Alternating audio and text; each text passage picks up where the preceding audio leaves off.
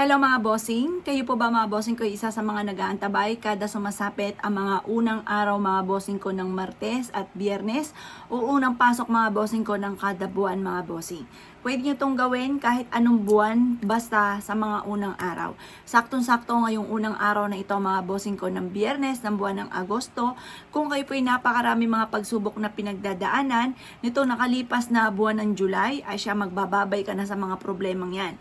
Pero ito po ay hinihiling ko muna sa inyo mga bossing ko, kailangan kayo po ay may 100% na paniniwala at kayo po ay may positibong pananaw sa buhay. Kasi kung ikaw po ay negang tao at ikaw ay gagawa ng ganito, maaaring hindi tatalab at maiyamot ka laang sabihin nyo hindi naman wa-effect naman, maaaring hindi gumana ang inyong law of attraction. Lagi nyo po tatandaan mga bossing ko, kung ikaw po ay gagawa ng ganito, kailangan lagi kang positive, lagi mo sasabihin kung ano yung gusto po ninyo na maganap at naniniwala ka na makakamtan nyo po ito. Pero syempre mga bossing ko, hindi pwedeng basta-basta ganito lamang, lalo na kung ang nais ninyo ay pera. Kung kayo lubog sa pagkakautang, kailangan lalo nyo sisipagan sa pagkayod mga bossing. Hindi po pwedeng ganito lang ng ganito tapos ikaw ay magpapaupo-upo lamang mga bossing. Ngayon po mga bossing ko, marirekomenda ko sa inyo ay subukan nyo po itong gawin sa umaga ng mga bandang alas 7 mga bossing. Ngayon po mga bossing ko, bago ka maligo, gawin nyo po muna ito mga bossing ko. At ito po mga bossing ko ay simple lamang, kumuha ka ng asin. Ngayon mga bossing, konti lang, magbubudbud ka lamang sa timban tubig na ipampapaligo nyo ngayong unang araw na ito ng Biyernes. Para kung ano man yung kumapit sa inyong kamalasan itong July, mga nakalipas na buwan mga bossing ko, bibitiw na po yan. Kasi ang asin ay pang cleansing mga bossing. Ngayon po ang gagawin muna natin ganito mga bossing, kailangan tamang proseso para po swerte ang dulot mga bossing, hindi maging wa-effect. Ngayon po mga bossing, higitin ng timban tubig na ipampapaligo po ninyo. At pagkatapos ay maglagay kayo ng kapranggot na asin. At pagkatapos ay pwede nyo itong halu-haluin, sabihin nyo po sa pamamagitan ng pampaswerteng ito at ng sipag at tiyaga ko at pananalig sa itaas ay makakamit ko lahat ang aking mga pinapangarap. Ganon habang hinahalo-halo po ninyo mga bossing na nakatinghay kang ganyan sa liwanag ng sinag ng araw sa umaga. At pagkatapos sabihin nyo na dito ang lahat ng gusto po ninyo. Halimbawa, simula na ito ng aking pagyaman, makakamit ko lahat ng aking mga pinapangarap. Araw-araw ako na magkakaroon ng malaking benta kung may negosyo po kayo. Or kaya yung inaahente ko, ako ay dito nahiyaman at araw-araw ako na makaka-recruit, mga ganun mga bossing.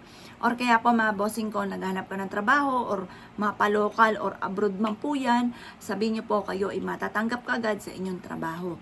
Ganun lamang ang inyo pong gagawin at huwag kang gagamit na sana kapag kayo ay nag-wish. Kasi kapag ka sana ang ginamit po ninyo, halimbawa sana magkaroon ako ng trabaho, ibig sabihin parang alanganin ka pa. Pero dapat dahil pampaswerte ang ating ginagawa, kailangan sure ka na matatanggap na ako sa trabahong aking ina-applyan. Ganon mga bossing. Ngayon pa mga bossing, basta positive ka lamang kung ano ang nais po ninyo. Or kaya, makakabayad na ako kasi maraming mga pagkakataon ngayon na talagang lubog sa utang.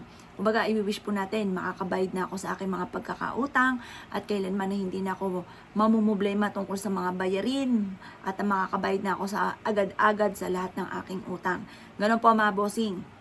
At pagkatapos nyo pong mag-wish na mula sa inyo pong puso, ito pong ating asin ay ibubudbud nyong ganyan sa inyo pong timban tubig nga po mga bossing at paulit-ulitin nyo na i-wish ko ano yung gusto po ninyo. Kasi kung ano yung salitain natin, panawagan po yan para mabilis matupad ko ano man yung ating hihilingin mga bossing. Pagtapos na po kayo mag-wish mga bossing ko, ang gagawin nyo lamang, ibilad nyo siya hanggang alas 8 ng liwanag ng sinag ng araw. Lubos-lubosin na natin to kasi unang araw ng Biyernes ng buwan ng Agosto mga bossing. Kaya ngayon pa lamang ay mag-wish ka na ng mula sa puso po ninyo.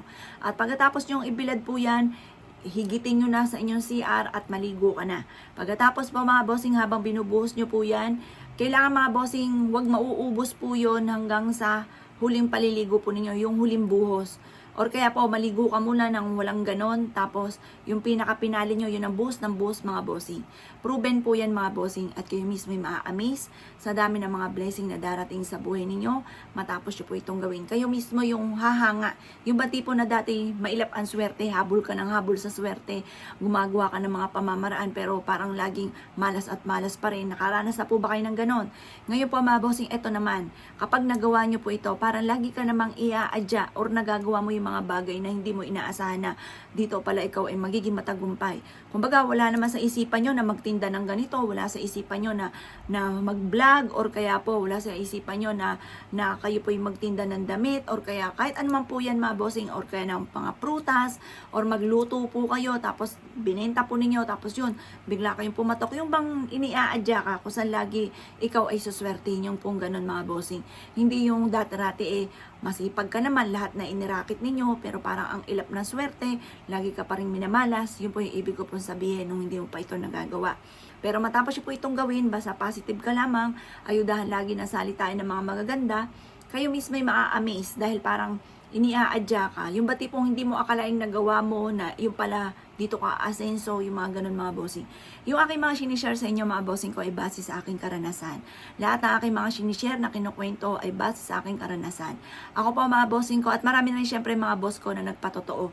Hindi ko lang pwedeng i-post yung, yung conversation namin mga bossing, bawal daw po yung ganun. Bawal yung i-share. Ngayon pa mga bossing, dahil ako pa mga bossing kagaya na nabanggit ko sa inyo, wala na akong ibang makapitan. Dahil halos lahat na utangan ko na, ang dami kong problema pinagdadaanan. Nagkaroon din ako dati ng vertigo, pero nawala din siya kaagad. Ngayon pa, dahil wala na akong ibang makapitan, dahil hindi ko na alam kung sino pa makakatulong sa akin mga bossing, dito lang ako kumapit sa mga pampaswerte. At araw-araw ko nagdadasal, syempre sa itaas, numero 1, nagdadasal ako isang ama namin, isang aba Ginong Maria, pasasalamat, tapos nagwi-wish po ako mga bossing. Tapos ito lang mga pampaswerte ang dinagdag ko sa aming pong buhay. At hindi rin ako makapaniwala sa dami ng mga blessing na hindi ko inaasahan na mangyari sa amin. Kasi ang lagi ko lang wini-wish, madagdagan kahit 10,000 kada isang buwan ang magiging pera ko kasi kulang at kulang. Pero hindi ako makapaniwala sa dami ng mga blessing na aking natanggap na hindi ko inaasahan. Kaya tangangarin ko ay ganun din po maganap po sa inyo. Basta positive ka lang mga bossing kapag po may mga dumating na mga pagsubok, lalo mong tatatagan. Kasi isipin na lang natin, hindi na ipagkakalob kung hindi natin kaya mga bossing. Malalampasan po natin yan mga bossing at lalo tayong patatatagin ng tadhana. At subukan nyo po ito mga bossing ko, itong aking mga sinishare sa inyo. Basta maniwala ka lang sa mga kakayahan ninyo, makakamtan nyo po yan. At lagi kang aayuda ng mga salitain ng mga magaganda. At kayo mismo yung maa-amaze sa dami ng mga blessing na darating po sa buhay nyo. Kayo mismo yung maa-amaze na tipong, hala, meron na pala akong ganito. Kasi kami, na mister ko, nagtatanungan kami. Naniniwala ka na meron ka ng ganito, naniniwala ka na meron kang ganyan, mga ganun mga bossing.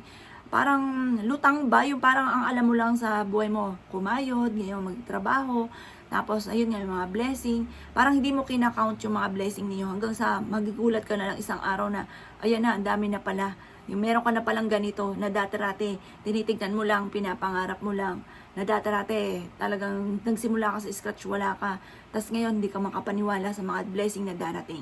At ganyan din po magaganap po sa inyo mga bossing. Kung kayo po naniwala at gagawin niyo po ito, good luck po sa inyo po lahat.